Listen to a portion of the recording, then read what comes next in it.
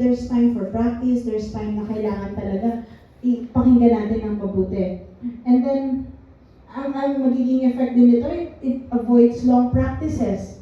Kaya minsan inaabot tayo, may nalaman ako dati, may inabot ng 11 o'clock ng gabi, tapos kinabukasan may pasok kayo. I don't know, I don't think it's right. Amen? I don't think it's right na inaabot tayo ng ganong oras ng gabi. 2, 3 hours, 4 hours practice. I don't think it's right. And ma-avoid natin yun if we have received the songs. And then, of course, everyone will know their part. The worship leader, the musicians will know their part. So, kung mabibigay itong 1 week na lineup, ano yung ina-expect sa atin as part of that worship team? Of course, worship leaders, you should master your songs. Amen? One observation na nakikita ko dito is minsan, yung worship leader, siya yung nagtatanong na, paano ko ba kantahin ko? Di ba ikaw yung nag-line up? Amen? So dapat, alam mo kung paano kantahin. Kasi ibig sabihin, kinanta mo na yan, alam mo na yung flow ng kanta, so you have to master the songs that you have chosen. And know how to lead with their songs. Alam mo kung saan ka pupunta. Alam mo kung ilang chorus, ilang bridge yung gagawin mo. Alam mo kung paano pumunta sa bridge. Alam mo kung paano pumunta sa chorus. It's mastering your song. There are times na, sige, mamaya lang. The number 2, so yun yung sa worship leader. Just master your song. Yun lang. Ano lang natin na alam natin yung tono, alam natin yung bilang ng kanta. So yun yung mga kailangan natin gawin. And number 2, there should be one leader among the musicians.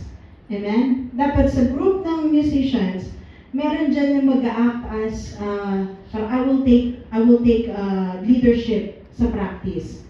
Mahirap kasi yung masyado maraming pinakikinggan din. Masyado maraming opinions, maraming ano. So there should be just one person. And syempre, kayo na mag-decide na sa team. Na alam niyo naman siguro kung sino ba marunong sa chords, sino marunong sa key. And then, so, does the key fit the worship leader? Kasi, minsan, yung key pala pang lalaki, so mahirap dun sa babae na kakanta. So, dapat yung leader, alam niya dapat yun na, okay, ito, si Mex, meron siyang alam niya kapag, itong key na to, hindi to pang babae. Si Kuya, natugtugan ko yan, yung boses niya hindi pang lalaki, kahit lalaki siya. Mas mataas yung boses niya kaysa sa kina. So, dapat we are aware of these things. Na since na-assign tayo sa iba't ibang worship leader, take note kung ano yung range ng boses nila, kung normal ba yung key nila, kung ito ba talaga yung bagay sa kanila. Kasi mas mabibilis yung ating pagpa-practice. And next one, are the chords correct? Minsan kaya tumatagal yung practice kasi dito pa tayo nagko-correct ng chords. Amen? So someone should, if you know your chords, ipa-check nyo na. I don't know, ewan ko, sorry, pero si Mex kasi, siya taga-check ng chords namin eh. Pag worship leader ako, pag worship leader si Hannah, Mex paki-check nga. Although may chords na, parang pinapa-verify mo lang. Mex paki-verify. Is this correct? Kasi may changes na nagagawin. Huwag niyo naman ibigay sa kanya na siya na yung magta-type ng lahat. Magawa naman tayo ng effort na nag-search kayo ng chords, tapos ipapa-verify niyo lang na, okay, sasabihin niya sa amin na, ate, mataas sa'yo to. Sige, ikaw na, ibaba natin. So, tapos i-correct niya, minsan kasi meron hindi pantay dun sa lyrics, hindi tama. So, i-correct niya yan. And then, is the song playable? Ang ibig sabihin nito, may mga songs kasi ngayon na pag pinakinggan mo, techno. Amen, like Planet Shakers. Tapos pagdating dito, nati-disappoint ka ng old school. Hindi siya techno yung dating, hindi siya upbeat. Tapos ikaw ngayon, nati-disappoint ka na hindi makuha ng worship team.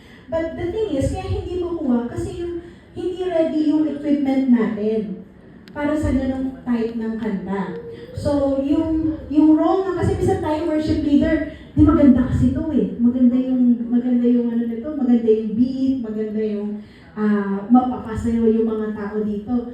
Pero, hindi naman natin naiintindihan na hindi pala ano yung equipment natin sa ganung ano. Kasi ito classical, parang pang-classical tong ano natin yung keyboard natin. Wala naman tayong mga synthesizers, mga ganon.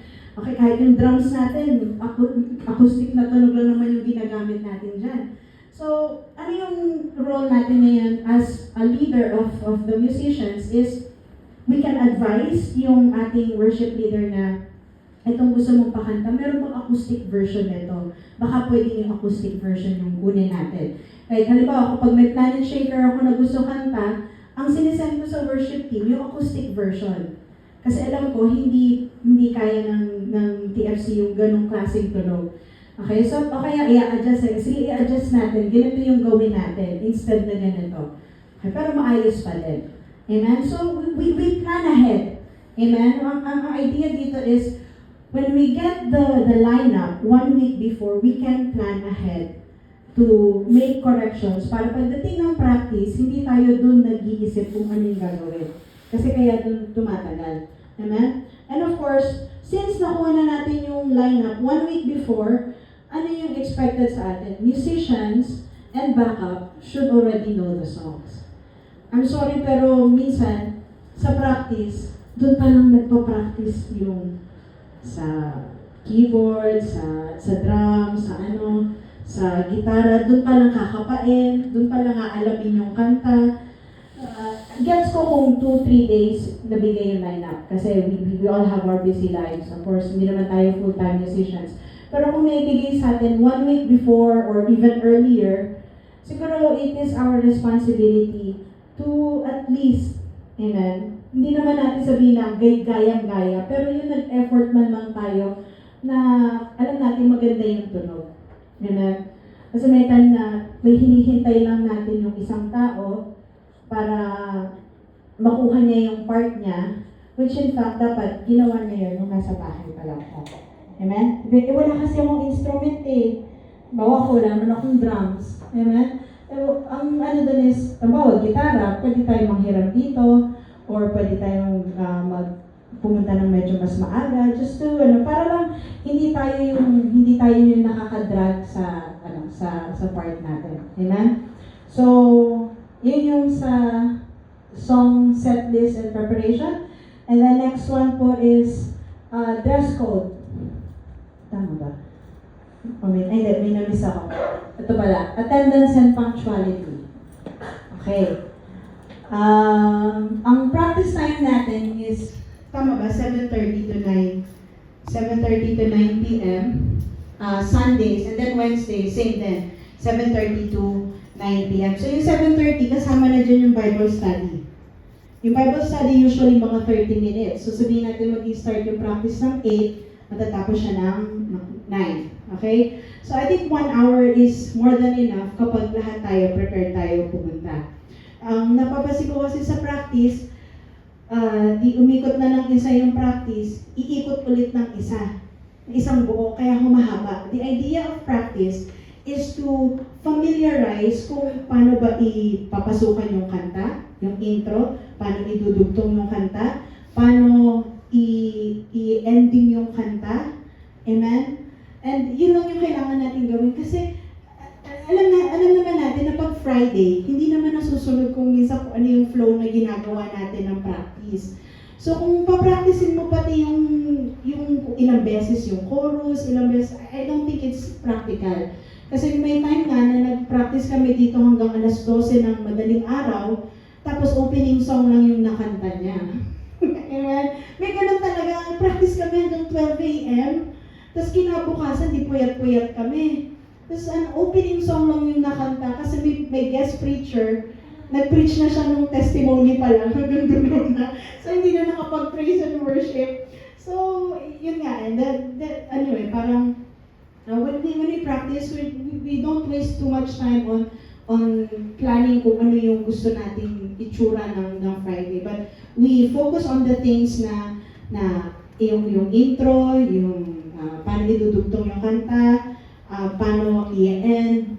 Let's just, and then focus on the things na yung kailangan natin ayusin. Amen? Tapos, as long as you know your signs, madali na siya sa Friday.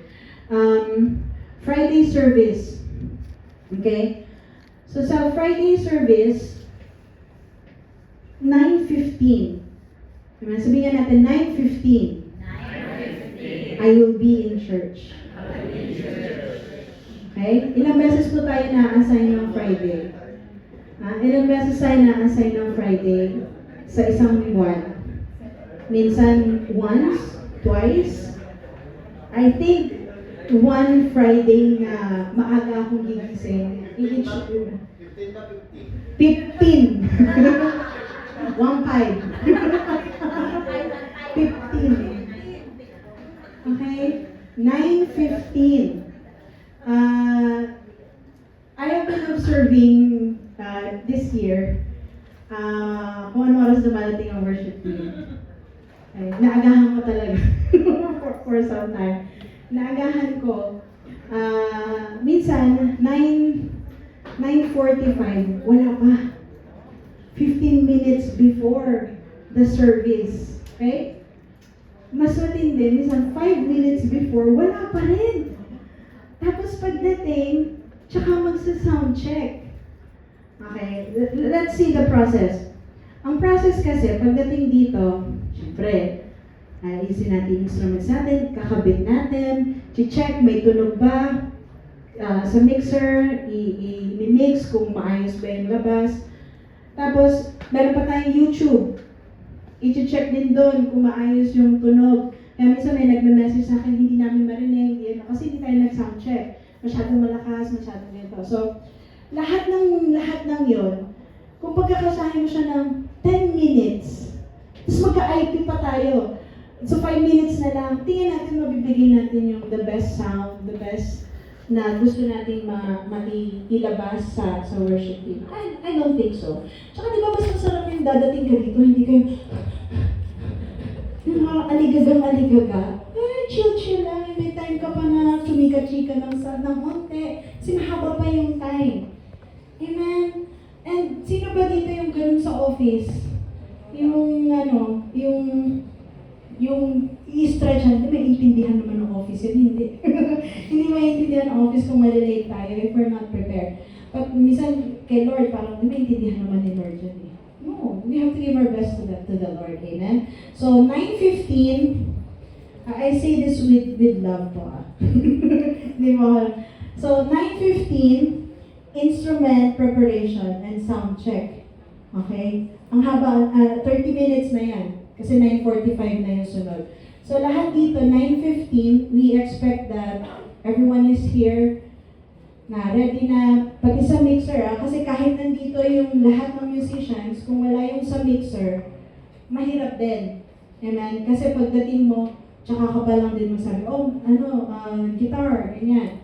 So kasi ang is, uunahin yung keyboard, rinig ba? Susunod yung gitara, rinig ba? Drums, rinig ba? Ngayon, mga vocals. And ang dumadating kasi yung mga tao usually, mga gano'n, 9:45. Nagdadatingan na yung mga tao na nandito. So, and then minsan, may point pa na late na dumating, magpa-practice pa pala. Ipapasadahan pa ulit yung kanta. So, dumating na dito na yung mga tao, yung congregation, alam na nila yung songs. Wala nang surprise kasi narinig ko na pinractice nila yung kanina. So, bigyan naman natin ng element of surprise na parang, ito yung song na ano ko. Hindi pagdating nila, okay, nakanta na namin yung kanina. Nauna na ako mag-worship sa inyo kasi pinractice nila kanina. Okay? So, let's give them the element of surprise. Sa pagdating nila dito, kalma na tayo. Tumutugtog na lang tayo ng, yung medyo kalmang song. I really think that this time is important. 9:15, bigyan ko kayo ng ako kung napapanood nyo to. Sa isang church, meron doon, 6 a.m. ng umaga, nasa church na sila. And then, magpa-practice, kasi nagpa-practice pa ulit sila. And then they would have this gathering, this Bible study. Ang service nila nag-i-start 9 o'clock pa. That's 3 hours before their service. Tayo, 45 minutes before our service. I think kaya natin, amen. And I think kaya. Kaya ba? Kaya? Sabi mo, kaya natin to. Kaya natin gumising ng maaga. Alam ko minsan mahirap kasi Thursday night. May comment ba dyan? Mamaya na yung feedbacks. Okay? So, the idea here is, yung order. Amen. And yung order, and of course, gusto natin talaga may bigay yung best sa Panginoon. Kasi isa sa mga, naalala nyo nagpa-feedback and suggestions. Survey. Yung pa-survey kami. Isa sa nila is yung sa sound natin. Na minsan daw mahina, minsan hindi clear, hindi ano. So, if we have that time to sound check, dahil nandito tayo, then may iwasan natin yung mga ganun feedbacks. Alright? Okay, so, ayan. 9:15 to 9:45, that's instrument preparation and sound check. And next one is prayer huddle. This is something na I heard from Pastor Stephen Prado, na medyo napahapyawan ko yung isa niyang turo. Na before daw sila mag-proceed sa worship, they would have a huddle. And hindi lang siya sa worship team. Lahat ng gagamitin sa araw na yun, magkakasama, and they would pray together. Amen? So, ibig sabihin, kasama ang ushers, kasama ang, sino ba? A preacher, ang pastors, we come together and we pray together. Pati sa kitchen, lahat ng gagamitin, sa kids ministry, lahat magsasama-sama tayo. Dun sa, kahit dito sa likod na, we don't need to be here on the stage. Kahit dun sa likod, that we pray together. Amen? 5 minutes, that's okay. And then, sabihin natin, 9:50, nandito na tayo, nakaupo na tayo, then tumutugtog na lang ng, parang pampa-welcome ng congregation. Parang, imagine nyo, parang maganda siya. Parang very orderly, very, because our God is also a God of order. So again, sabihin natin, 9:15 a.m. I will come at 9:15, okay? So, yeah. 1:5. And then, sabi nito, we must respect the call time set. Remember that we are giving our yes to God and not man. Okay? So, when you're saying 9:15, hindi po sa akin yun. This is your yes saying to God. Okay? And then number 3, attendance in worship night. Napaliwanag na natin ito kanina. Next one, dress code. Sa dress code natin, medyo mahaba, but yung bukod nito is we dress to honor God. Amen. And we dress na hindi mapunta sa atin yung attention, kundi sa Panginoon. Siguro yung dito is avoid wearing something na medyo maraming distractions. Halimbawa, may nakasulat na hindi maganda, yung mga may malalaking logo, kasi medyo distracting sometimes yun pag nag-worship lead. And then, I think na-discuss na rin to, yung testingin natin yung damit natin. Pag ba tinaas ko yung kamay ko, hindi ba lalabas yung bilbil ko? Yung bilbil talaga yung concern eh. Okay? Kasi yun yung meron ko.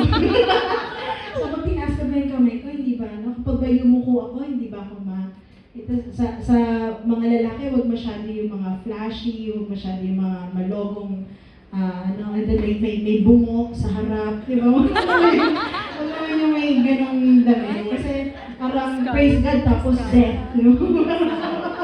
Kinakanta mo, he's alive, tapos hindi mo may bungok, tapos may death na rin. So, maganda tayo ng yung parang pleasing to the eyes, and yung hindi nga tayo makakaagaw ng attention from the Lord. And then yung mga, syempre yung damit natin, it needs to be at least below the knee para hindi na makita yung tuhod natin pag maitim.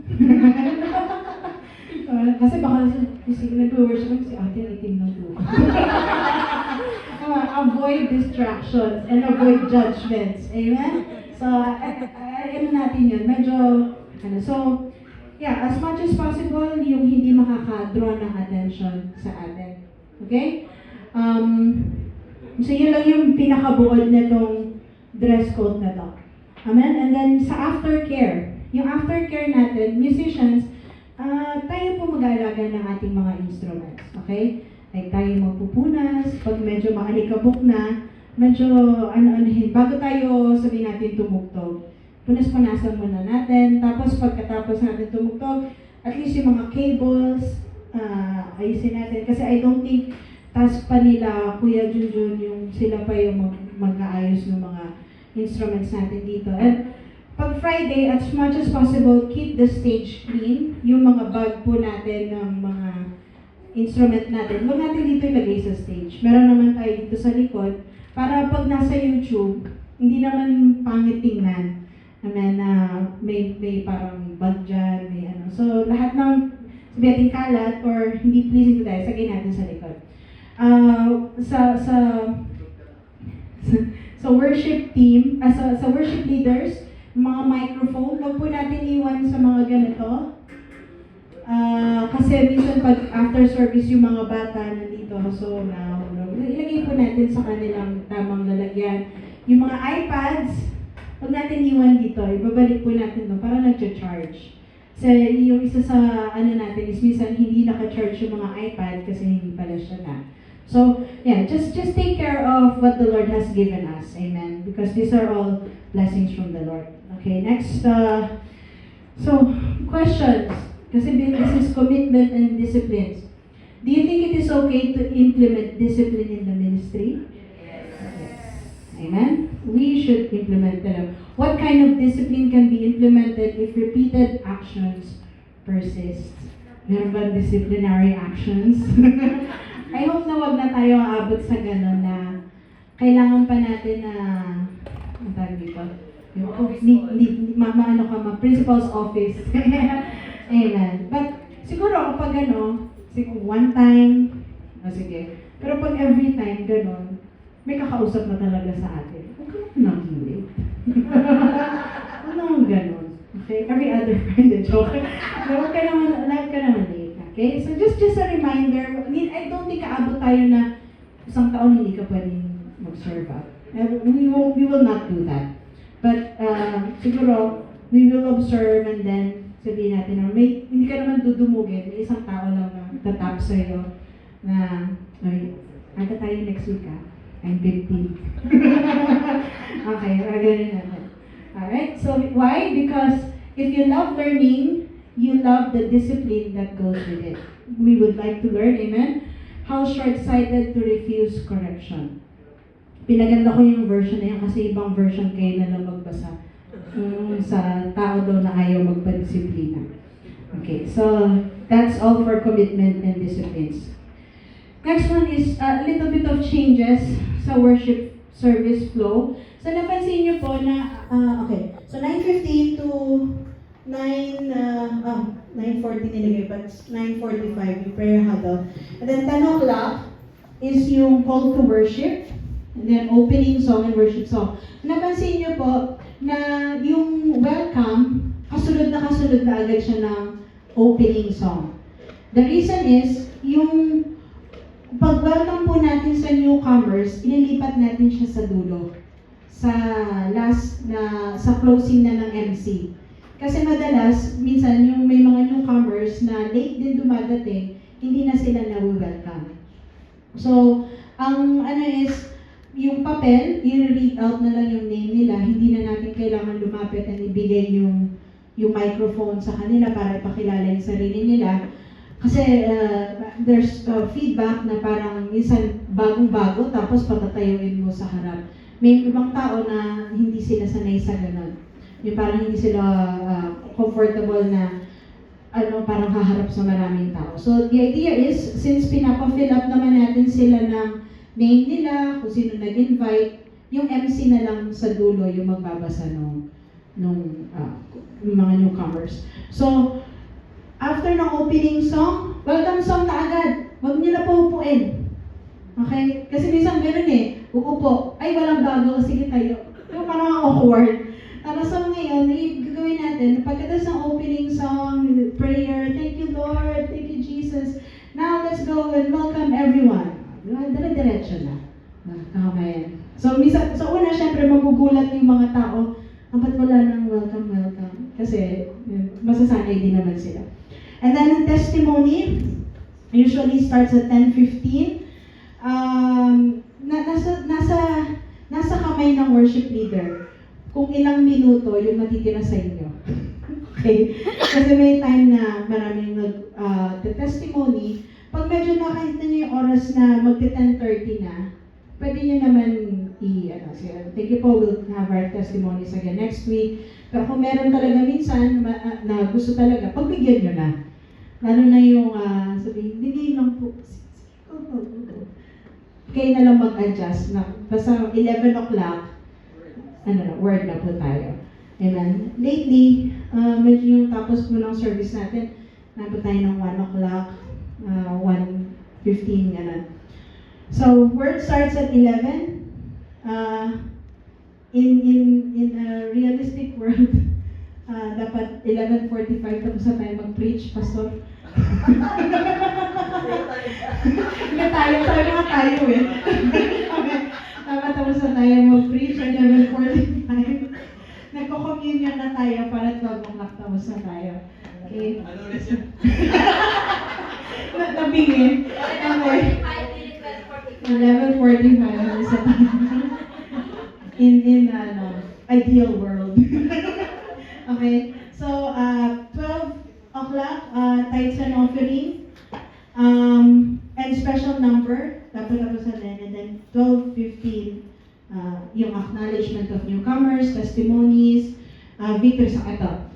Yung worship team, kasi di ba nangyayari ngayon, bago mag-closing yung pastors, dapat worship team muna. Pero there's this awkward little space at the end, na kapag atas ng MC, yung mga worship leader nandito pa. Yung worship team natin pa sa baba. Dapat pag-akyat ng MC, kasabay na kayo. And then, minsan gano'n, nandito pa kayo, bababa yung MC. Hindi mo pala decide. Alam mo kakanta ka after, di ba? So, dapat alam niyo na yung song na kantahin niya. So, pag-akyat ng MC sa dulo, kasabay na yung worship team, alam niyo na dapat kung ano yung song. Okay? Alam niyo na dapat. And kapag nakita na natin na medyo, 1 o'clock na, huwag na natin padalawahin ikot yung closing song. Parang nakanta naman na nila yun ng praise and worship. Victory song na lang to. Pwedeng siguro pagkababa nung chorus na lang. Ganon. Yung parang yung magkaroon tayo victory song. So pagbaba ng MC, 1, 2, 3, 4, tugtog agad. Okay? Wala na yung ano natin. Kasi, I don't know, it's really not, we're showing that we're not prepared. Okay? So, yun. Pag-akyat ng MC, kasama na tayo, alam na natin yung song. Hindi natin kailangan kantahin na ulit ng buo. Let's just be mindful of the time. So, pag mga 1 o'clock, mga tao, na yan eh. Gutom na talaga sila. Amen? At tapos magpo-closing pa ako. Hindi, nagdagang pa ng ilang minuto. So, let's just be mindful of the time. And then closing prayer. Tapos pagkatapos naman ng closing prayer, huwag na mo kaya alis agad. Tugtugan naman natin ng unti yung mga tao habang lumalabas sila. Amen? Na parang, hindi naman yung kailangan na grabing tutugan na. Kundi yung parang medyo, chill. Yung maririnig nila yung isa't isa habang lumalabas sila kasi nagkukwentuhan na yan. Pero naman yung parang, tara na, tapos na yung natin. Parang gano'n na lang yung ba tayo? Parang, birthday song. Yung birthday song. Okay, birthday song, pwede, siguro ang natin, yung mag-ano muna tayo ng kanta, tapos tsaka tayo mag-birthday song. Okay, para kahit pa paano, yung pag-exit naman ng mga tao, medyo umiindak-indak pa rin sila kahit pa paano. Okay? So, yun yung natin. Huwag naman natin pahalataan na gutom na rin tayo. Kasi, promise, sino ba sa, pwede ba bigyan natin ng food yung worship team na meron silang madadatlan na pagkain? Para kahit sila yung nahuli, hindi naman sila, kung wala silang food, kailangan natin sila bigyan ng food. Makapagastos pa tayo. Kaya tabihan nyo na lang ng food. Okay, so, sige, re-request natin yan. Paki-note lang. Paki-note. Okay, so yun na naman, yun sa worship service flow. Tama ba? Okay. Okay, malapit na ba matapos? Upcoming initiatives, events and workshops. After po nito, we will schedule agad-agad yung worship team seminar that will be held by Pastor Merrill. Last year ba yun? Or, I can't remember. Last year, no? Last year, si Stephen Prado, hindi Fortic ka. Stephen Prado, nagpunta siya dito sa Doha and he held seminars. And one of them is the worship team seminar. And nag-attend si Pastor Merrill, si Ate Priscilla, and si Kuya Reden. And i-share niya sa atin kung ano yung mga natutunan nila during that time. I've heard the message kasi pinirate ni Priscilla, sinunod niya sa akin. So it's really nice, it's really good. So abangan po natin yun. And then worship leading fundamentals and courses, ito yung sinabi natin kanina na magkaroon tayo ng like refresher kung ano ba yung role natin as worship leaders, yung mga practical things. And then worship team app, kailangan matuto tayo gumamit ng worship team application na meron tayo. Alamin natin kung paano kunin yung key, paano i-adjust, paano mag-add ng mga songs, para hindi lang isang tao yung marunong. Okay? And then kids, JY Youth Friday Worship. Ngayon, ang ginagawa natin ni Ate Priscilla is nag-assign siya sa closing ng ganito mga youth in JY. So, syempre, ayaw naman natin na kakanta lang sila dito, parang nagiging special number or parang performance lang. We need to let them know why they are doing these things, why they are worshiping. So magkakaroon din tayo ng seminars para sa kanila. Okay? And I think na-start na to one time. Voicing, instruments workshops. So hindi lang to para sa mga kids, pwede din to sa mga gusto pang matutong bago, and then sa mga naman marunong na kung gusto pang mag-improve. Okay? And then voicing workshops. Amen? So kung backup tayo, maganda to matuto tayo mag-voicing para makadagdag tayo sa pagpapaganda ba ng tunog ng ating boses. Amen? And then worship night. There's a worship night. Kasi ang nangyayari sa worship night natin ngayon, kung ano yung ginagawa natin ng Friday, dinadala lang natin siya ng Tuesday, ng medyo mahaba lang. Okay? Ng 2 hours. Which is, it's okay. But what if we can find ideas? Dito, hihingi ako ng suggestion sa inyo. Let's find ideas. Maybe we can have a worship night na may theme, theme about hope. So, yung mga kanta natin, puro about hope. And doon iikot para meron tayong isang central na theme or central thought yeah. So, that's just one example. And then style. Pwede minsan, acoustic lang tayo. Diba? Parang kalma lang. Yung, pati yung setting natin, medyo kalma lang. So, gawa natin ng little idea. So, let's think about these things. And then, worship team calendar. Let's set dates. Sa ibang ministries, meron na sila. Like, women's and men's ministry. Nag-submit na sila ng kanilang plan for year 2026. So, sa worship team, let's also do the same. Dito papasok sila, Priscilla, Hannah, and Eden. Pastor Merrill will coordinate.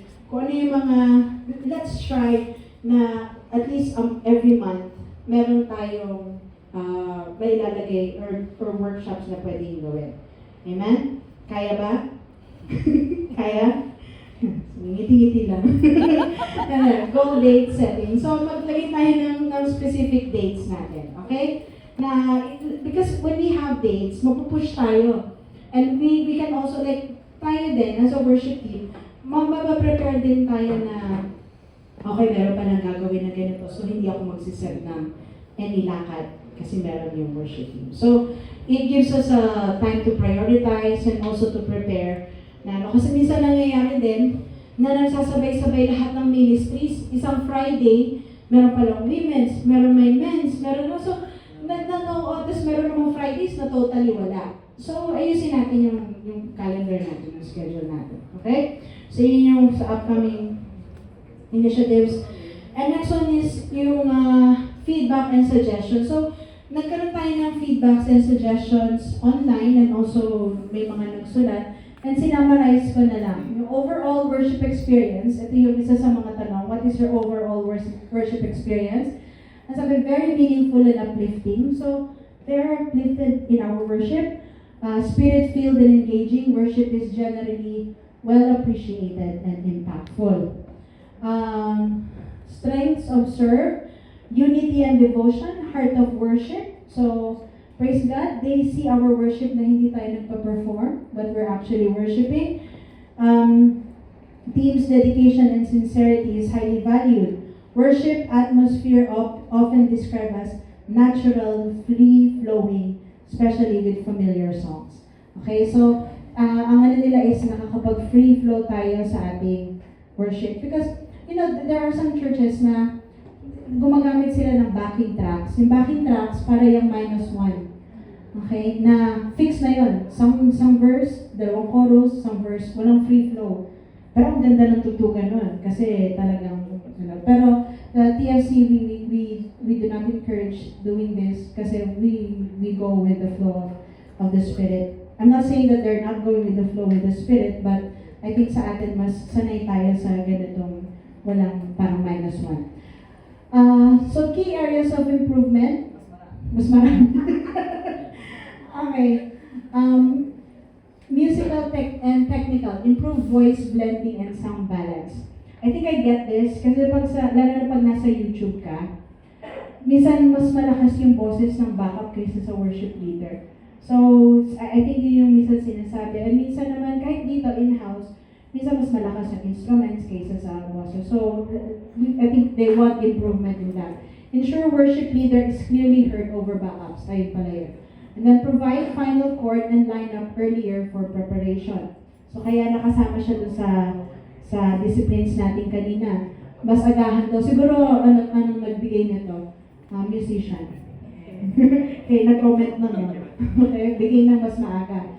Encourage voice training and skill development. So, yan yung observation. Flow and structure, better familiarity with worship flow, sequence, yung maging familiar na, ito yung iwasan natin, na huwag natin ipahalata na nalimutan natin. Ano na nga ba yun? Yung sasabihin natin sa mic. Kasi ano ng congregation yun eh. Parang, when you're here, when you're on stage, iyan na natin na we have confidence na talagang atin to na hindi tayo nahihiya. Isa kasi meron tayong pasensya na po, may ganito. May excuses tayo na wag na natin sabihin yun. Okay? Wag na natin i-broadcast sa when we're here, our goal is to encourage and to worship. Amen? To lead people in worship. Reduce awkward pauses or what's next. Yan din yun. Parang huwag natin pahalata na hindi nalimutan natin yung Parang simplehan lang natin. Okay? Parang improve song transitions for seamless experience. Ano ibig sabihin nito? Minsan kasi, sa song, yung biglang sabay-sabay lahat kayo nawala. Yung parang tumutugos bilang, ay, tapos na ba? Tapos ay, may kasunod pa palang song. Okay, so yun yung seamless transition na parang hindi nawawala bigla yung music, yung halimbawa, may next na kanta ka, at least may sabihin ka man lang in preparation for the next song. It could be a verse, it could be mag-exhort ka ng konti huwag ka naman masyadong mahabang exhortation. May parang exhortation just to connect to the next song. Okay? So yun yung seamless experience. Align worship more closely with the pastor's message. Now, ang TFC, we do not coordinate with the pastors kung ano yung gusto ng pastor na ipakanta. Amen? Although there are times na yung pastor sabihin niya, pagtas ko mag-preach, ito yung gusto kong ipakanta. But that comes from the pastors. Amen? Pero sa atin, we seek the Holy Spirit's leading. But it's up to you then, as a worship leader, if the Lord is leading you na kausapin yung pastor, ano po bang message niyo? Hindi pa tapos eh. Ito umasa sa akin. 1 week before, mga pastor, one night before, tsaka nabubuo yung message. So, huwag kayo umasa sa amin na makukuha kayo. So, yeah, it depends on you. Pero I don't think we practice it here in TFC. Song selection. Favor familiar songs for better congregation engagement. Ang sinasabi dito is, wag laging mga bagong kanta. I think this has been an unspoken rule sa worship team na pag nag-line up ka, huwag naman puro bago. I-balance natin yung ating mga isa. Kung gusto talaga natin ipakanta, special na, okay, sa closing, sa jamming sessions natin, natin i-kantahin yan. Be intentional when introducing new songs. Being intentional, siguro, hindi naman natin sabihin, this is a new song. Hindi naman gano'n. Parang, hayaan natin na makuha talaga nila yung lyrics of the song. I think sometimes you say it na, if you don't know the song, you just listen to the lyrics, mga gano'n. Focus on quality over quantity. Ang ano dito is, we build quality sa atin, bawat isa. Amen? Hindi tayo yung basta lang maka-add sa worship team. Kundi, syempre, we give our your excellence natin in our leading. Personal commitment. Hindi ako nagsulat nito, emphasis on punctuality. Okay? Pagiging maaga, punctual sa ating time. Being fully prepared before service. Strengthen commitment to rehearsals and practice time. So, na-discuss na natin ito kanina. Team development, more group devotion time. So, kaya babalik natin Bible study. Additional team building activities. Regular training sessions for musicians and leaders. And then, presentation and conduct, suggest dress code, guidelines for modesty. Ito nalaman ko lang lately. Di ba yung may tayo sa color black? Pag nagtatanungan, anong suot? Black. Automatic yung black, white, okay? Pag pala yung mga backup daw, naka-black. Yung ulo lang pala kita sa inyo sa YouTube. Okay, para kayo lumulutang na ulo. Either palitan natin itong likod natin, yung kulay, or yung sa backup siguro, pwede, kaya ba natin na hindi tayo naka-black? Huwag naman yung masyadong mahirap na kulay, Pero kung kaya ng white or blue or something else, let's go for that. Yes, sir. Genesis Media, virtual background. Ako nag-request ng LED. Papa-LED na natin. Mamili kayo, papa-LED o mapapalit lang kayo ng damit. Dahil na, nagpapagawa tayo ng simbahan.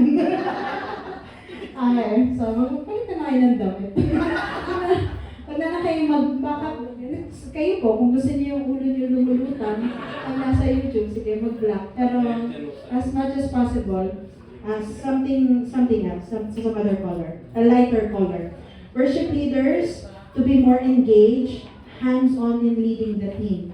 Okay? Kaya tayo tinawag na worship leader kasi nagli-lead nga tayo. So, don't just sing here, but yung kailangan ma-lead natin sila, hindi sa atin, kundi sa Panginoon. Amen? Meron pa ba? Ang dami naman nilang feedback. Ilang slides ko ba ito? Additional suggestions. Worship leaders can share short background or meaning of the song. Maintain strong spiritual preparation and humility. Focus on serving God, not seeking recognition. Wala namang ganyan dito sa atin. Praise God. So encouragement highlights. Keep offering everything to God. Serve with unity and passion. God sees your sacrifice. Ito yung sinasabi nila ito sa atin. God sees our sacrifice.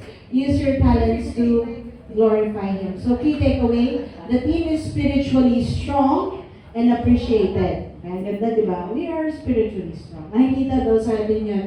Kailangan lang natin mag-grow in excellence, structure, and preparation. So, in a way, parang sinasabi dito na spiritual side, they see that that's a given sa TFC. Pero siguro yung skills, yung mga technical things, yun yung medyo kailangan natin i-improve. which is kaya naman natin i-improve yun. We just need, to give our time. Syempre yung time na yun to improve ourselves individually and also yung kailangan natin ng sharing of skills with everyone. Okay, so moving forward, syempre hindi tayo puro meeting lang. Minsan magaling tayo sa ganun puro meeting, pero kulang tayo sa implementation. So we should have a vision and mission. I think our vision and mission is yung to have this excellence and growth talaga in the ministry and discipleship and mentoring sa bawat isa. Information, kung meron kayong hindi clear, it needs to be communicated and also to the leaders sa inyong support. Mas maging tayo sa plans ng worship team. Mas maging visible tayo. Mas kailangan inform sila sa ginagawa natin. Implementation, syempre, we need to set dates, kaya magkakaroon tayo ng calendar so that we can implement all these things. So I do suggest to the leaders na plot your calendar from nating May until the end of this year para lang makita natin. And then i-check natin yun against the calendars of other ministries para wala tayong overlap. Okay? Para magkaroon lang tayo ng movement.